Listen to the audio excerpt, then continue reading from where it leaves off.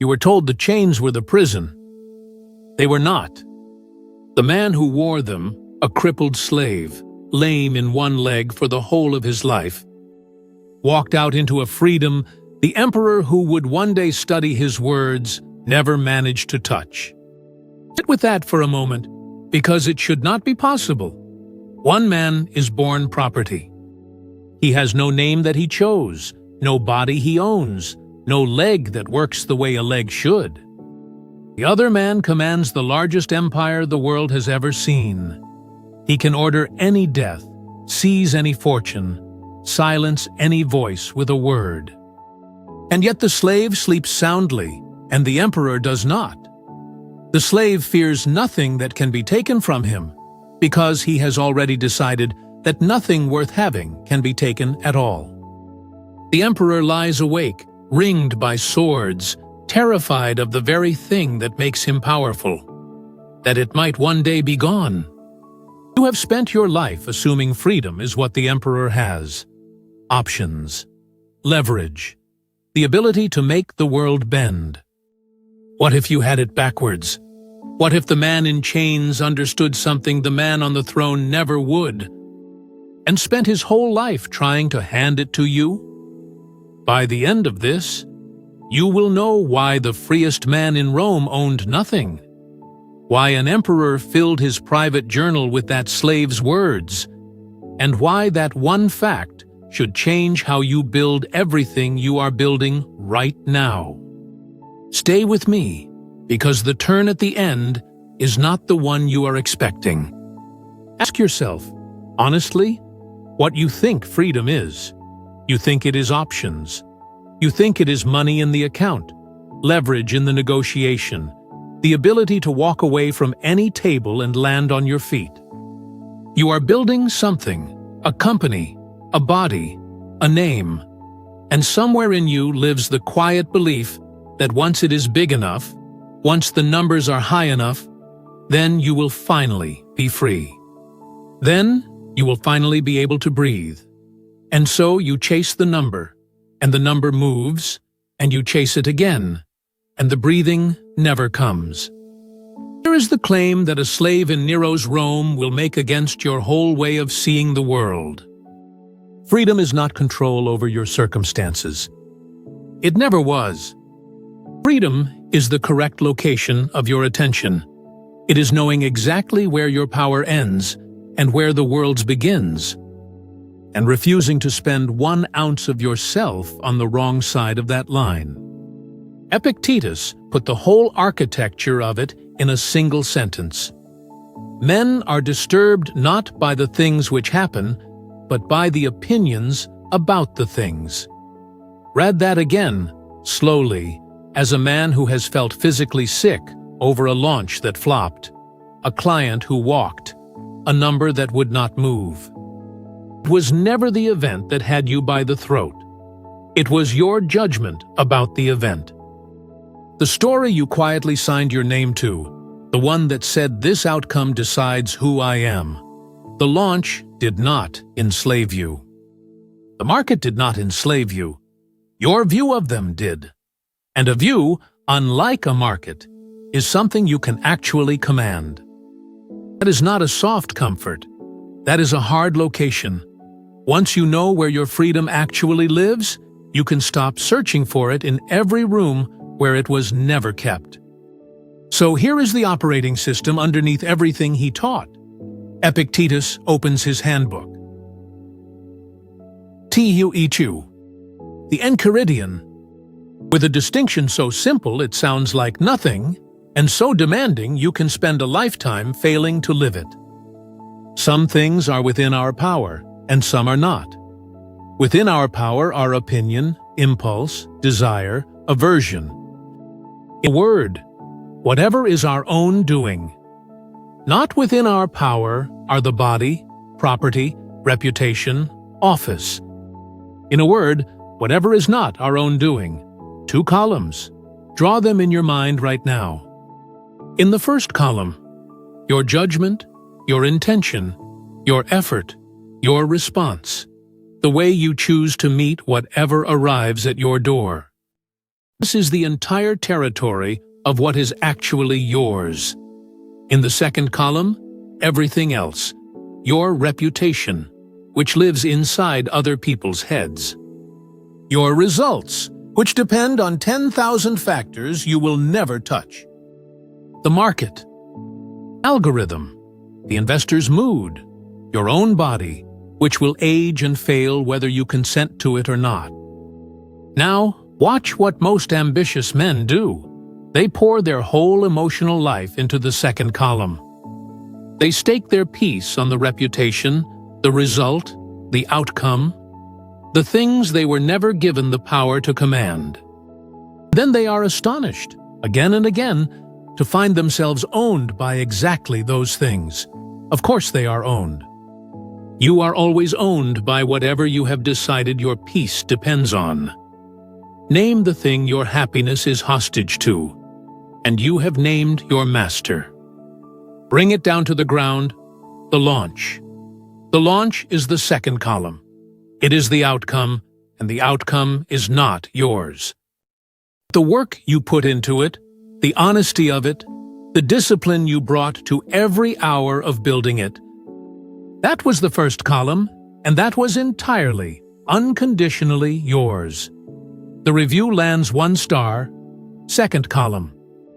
Whether you let that 1 star rewrite your sense of your own work, first column. The rejection comes, not yours. Your response to the rejection, yours, completely, always. You do not own the outcome. You never did. You own the swing. Master the swing, and you have mastered the only thing a man was ever actually given to master. To understand why this landed with such force, you have to understand who said it, and where he was standing when he learned it. He was born a slave sometime around the middle of the 1st century in Hierapolis in Phrygia, in what is now southwestern Turkey. We do not know the name his mother gave him. The name history remembers him by Epictetus is not really a name at all. It comes from a Greek word, epiktetos, meaning acquired or gained. It is the word you would stamp on inventory. It is, in plain terms, a label for property. The man who would one day teach an emperor how to be free entered the world as a thing that was owned, tagged with a word that meant nothing more than the acquired one. He was owned by a man named Epictetus, himself a former slave who had risen to become an administrator in the court of the Emperor Nero. So the young Epictetus grew up close to absolute power, close enough to watch, from the very bottom, exactly what power does to the men who hold it. He saw the fear behind the throne before he ever wrote a word about it. And there is the matter of the leg. That Epictetus was lame is well attested across the ancient sources. This part is not in doubt. How he came to be lame is disputed, and honesty demands I tell you so rather than sell you the better story. One tradition, reported by a hostile writer named Celsus and preserved for us by Origen, claims that his master once twisted his leg until it broke. In that telling, Epictetus, being tortured, said only calmly, "You will break it." And when it broke, he said, without heat, "There. Told you so." It is a stunning image, and you will see it repeated everywhere as fact. But it may well be a moral legend built after his death. Another ancient source says he was simply lame from childhood, from illness. So take the torture story as tradition, not certainty. Hold on to this instead, because this part is solid. Whatever ruined that leg, the doctrine he built while standing on it outlived every single man who ever owned him. If you are the kind of man who would rather master himself than perform mastery for others, who is more interested in actually becoming unshakable than in looking unbothered, then this channel is being built for you, and you specifically. Subscribe and walk the rest of the way with me. No hype, no shortcuts. Just the oldest and hardest work there is, the slow forging of a mind that nothing external can hold hostage. That is the whole project here. Now, back to the slave who became a teacher of emperors. At some point, most likely after Nero fell in the year 68, Epictetus was freed. No record of his manumission survives, so we infer the timing rather than know it outright. But here is the strange part. Even before his chains came off, he had already begun to study. Under the great Stoic teacher Musonius Rufus, learning philosophy while he was still, legally, another man's possession. Sit with that. The doctrine of inner freedom was being poured into a man who did not yet own his own body. And perhaps that is exactly why it took root so deep. He was not learning it as an interesting theory to discuss at dinner. He was learning it as survival, as the one form of freedom no master could confiscate. Freed at last, he began to teach in Rome. Then the pattern of his life repeats, power reaching down again to move him like a game piece. Around the year 93, the Emperor Domitian, ruling by suspicion and terror, banished all philosophers from Rome. Teaching men to think for themselves had become, officially, a crime. So Epictetus left. He crossed to Nicopolis, in northwestern Greece, and there he founded a school that became famous across the entire empire. Notice what Domitian could and could not do.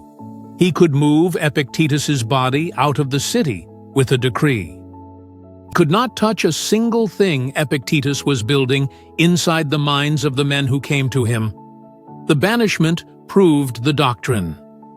And here is the detail that should genuinely stop you. Epictetus wrote nothing. Not one book, not one page.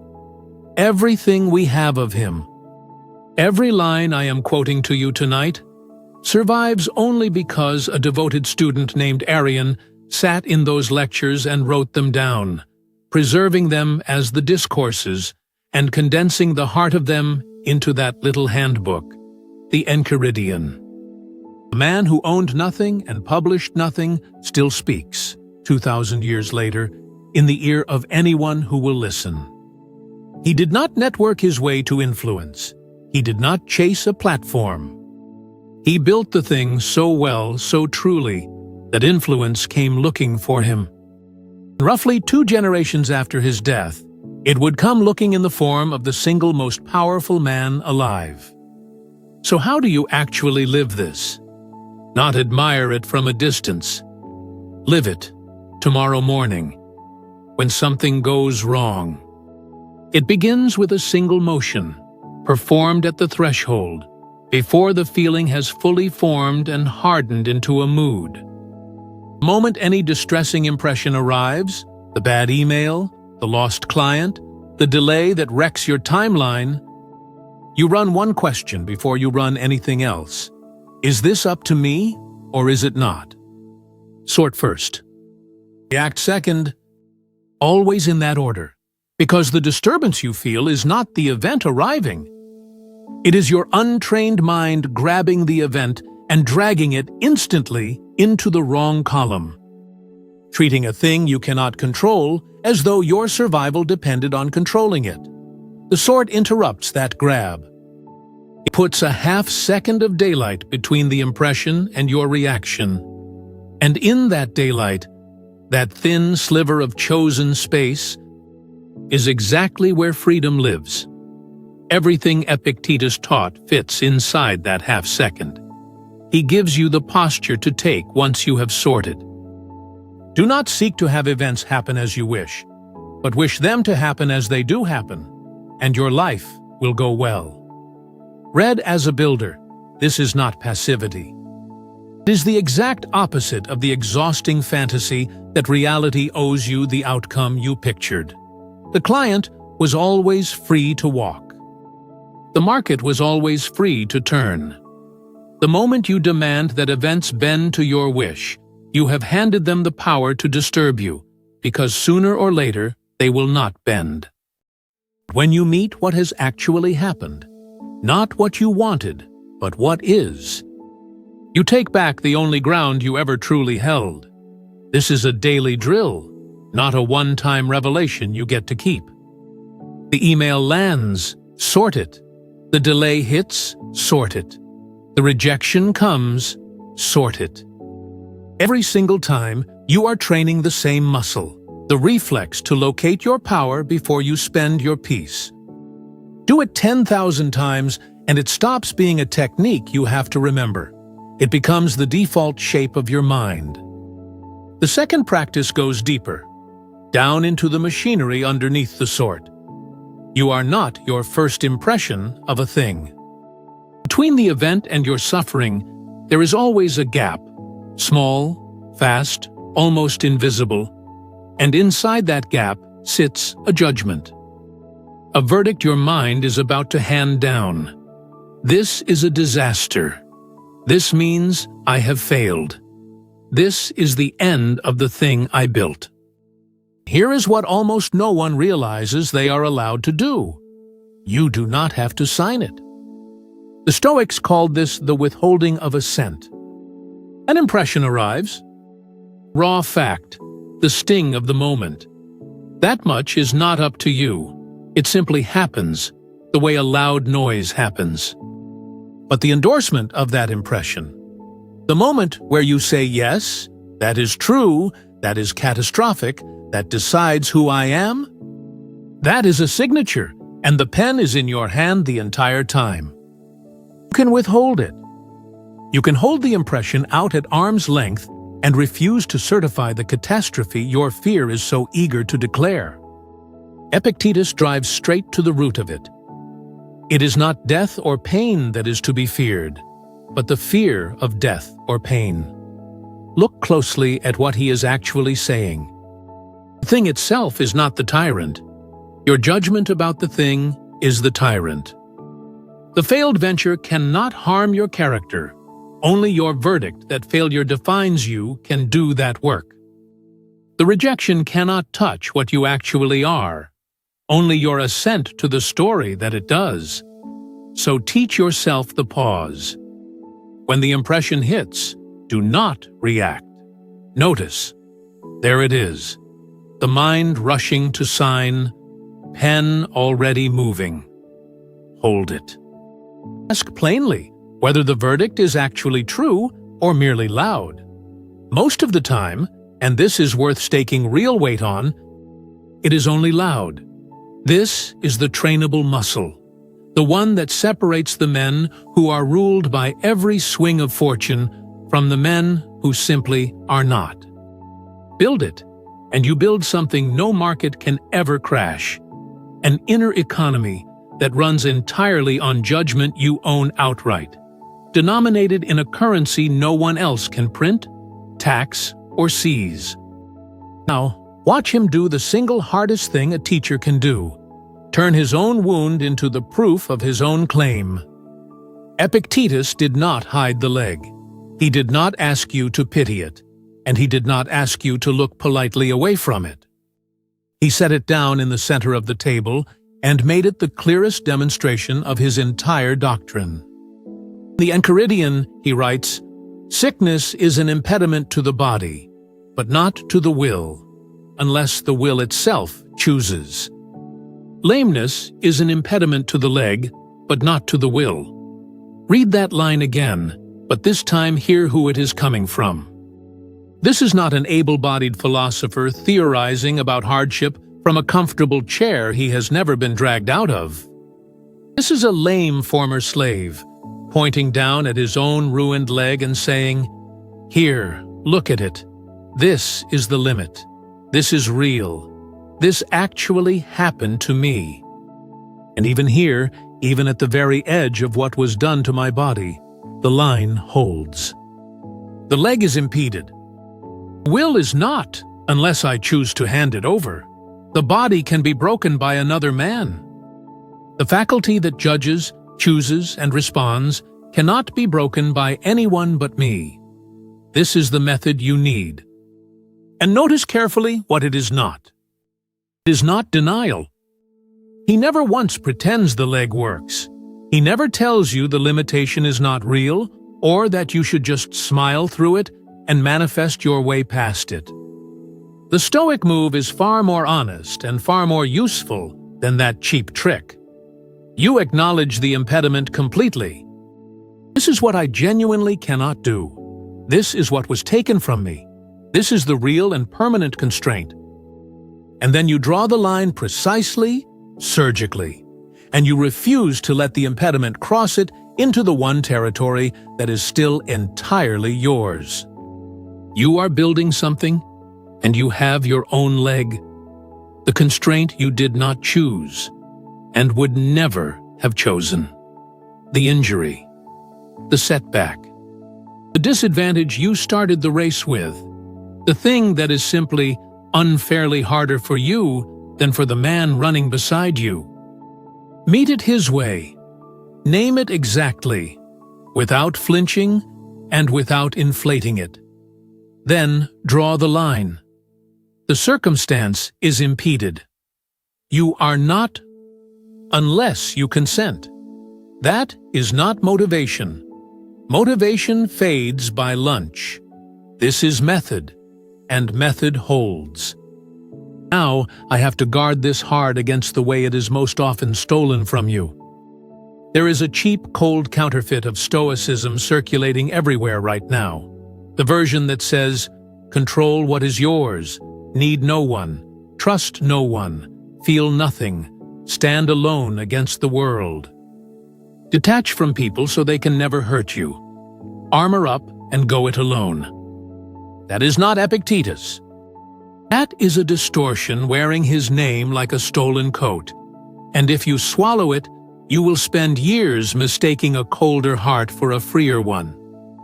They are not the same.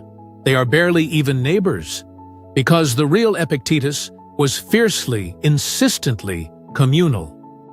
He taught almost everything in terms of roles: son, father, citizen, friend, brother, neighbor. And he taught that freedom does not release you from those duties. It makes you finally capable of fulfilling them well. The free man is not the one who has escaped his obligations by ghosting everyone who might need something from him. He is the one who can meet those obligations fully without being deformed by his fear of how they turn out. You do not become free by needing no one. You become free by ceasing to be enslaved to what you need from them. The approval, the outcome, the guarantee that they will not let you down. So that you can finally love and serve and build alongside actual people without being their hostage. He gives you the sequence exactly in order. First, say to yourself what you would be, and then do what you have to do.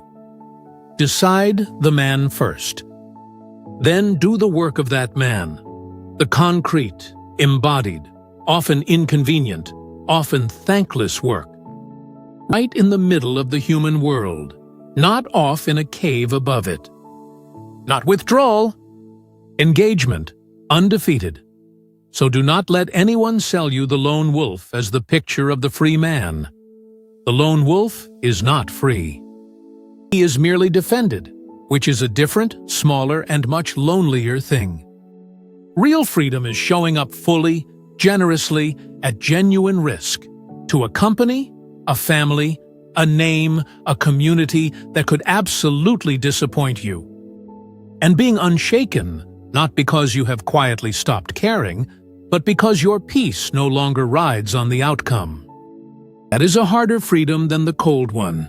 It is also a warmer one. And it is the only version of it worth a single day of your life to build. Now the cold open pays off. 2 generations after Epictetus taught in that school in Nicopolis, a young man came into possession of a copy of his discourses. Lent to him, we are told, by his own teacher, a man named Rusticus. That young man was Marcus Aurelius. And he would go on to become Emperor of Rome. For a stretch of years, the single most powerful human being alive on the earth. And in his private journal, the one we now call the Meditations, written for no audience but himself, never meant for our eyes, the emperor returns again and again to the slave. He quotes him. He paraphrases him. He thanks, by name, the teacher who first put that book into his hands. Epictetus is among the most cited voices in the private, unguarded thoughts of the most powerful man in the world. Understand the exact shape of this, because the shape is the whole point. The two men almost certainly never met. Epictetus was very likely dead before Marcus was old enough to read a word of him.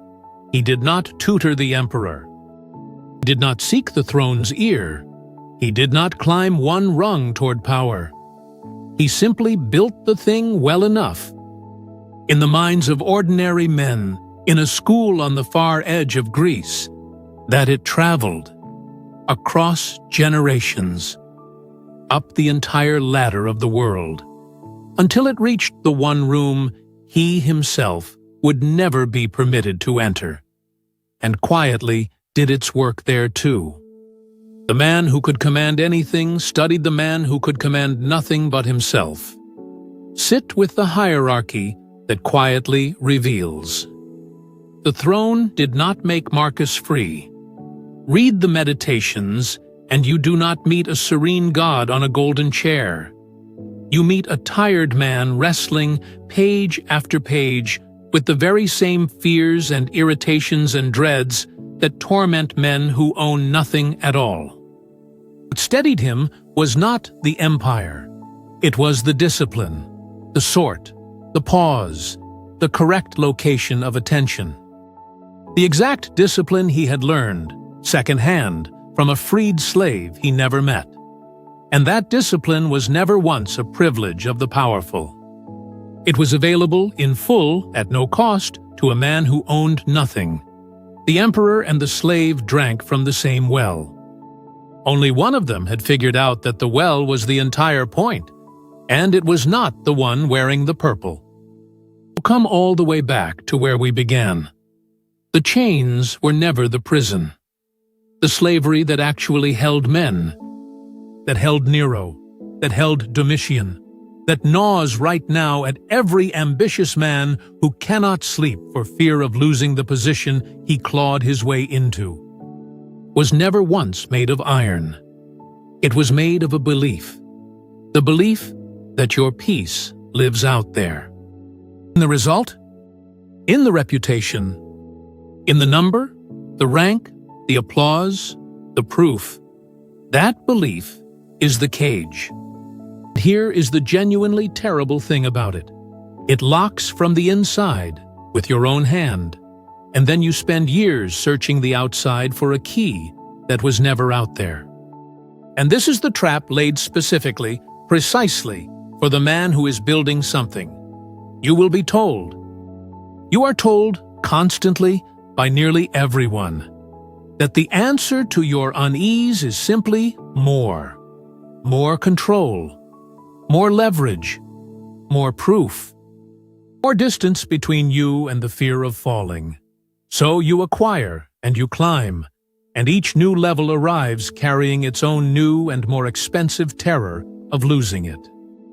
That is not the road out of the cage. That is the cage getting larger while you mistake its expansion for escape. The emperor's cage was the size of an entire empire, and it was still, unmistakably, a cage. He still could not sleep at night. Ask yourself, honestly, how big your cage would have to get before you noticed it was still a cage. Epictetus gave you the truer picture in his great discourse on freedom, where he argues plainly that even those we call kings, and even the friends of kings, do not live as they truly wish. The man who trembles to lose his position is owned by that position as surely and as completely as any slave was ever owned by any master.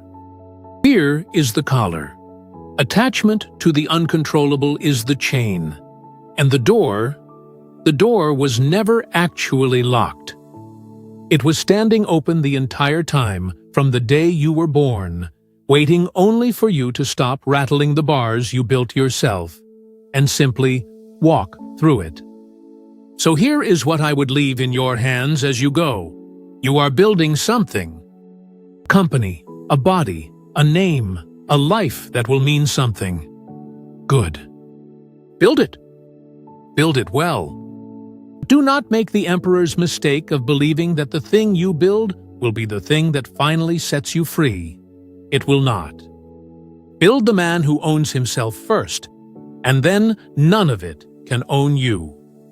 Build the man first, and every result becomes a swing you took cleanly, rather than a verdict you spend your nights waiting to receive.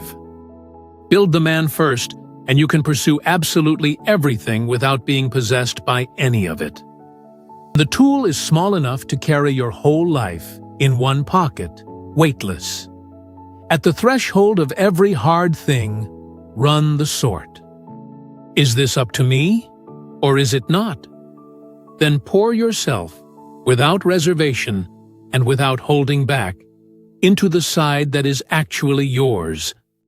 The judgment, the effort, the response, the character, and let the rest be exactly what it will be. That is not resignation. It is the entire architecture of freedom, held in a single question you can ask in half a second. Picture the two of them one last time. Two men, one empire. One wears chains and a leg that never healed right, owns nothing, and answers to another man's whim from the moment he wakes. The other wears the purple, commands the whole of the known world, and can end any life on earth with a single spoken word. And only one of them was free. It was not the one you were raised to envy. It never is. It never was. So the only question left, the one worth carrying out of here tonight, is which of those two men you are quietly, day by day, building yourself into.